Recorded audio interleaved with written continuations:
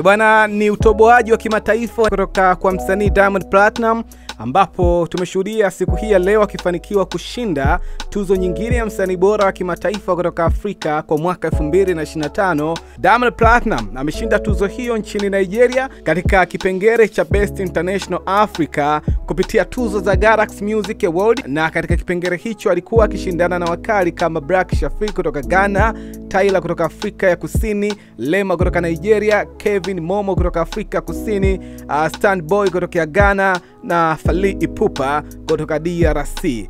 Bana, hii ni mwendelezo mzuri wa ukuaji wa muziki wa Diamond Platnumz katika anga kimataifa, and of course mimi naweza nikasema haya ni matokeo ya wimbo wa kimataifa wa Koma Ça Va ambao ulifanya mwaka jana 2024, kwa sababu ni wiki mbili zimepita tangia ameshinda tuzo ya Trace kama Best Global Artist kwa mwaka 2024-2025. Sharati nyingi sana kwa Diamond Platnumz, and sharati nyingi sana pia kwa kuendelea kuiwakilisha vizuri kabisa nchi yetu ya Tanzania.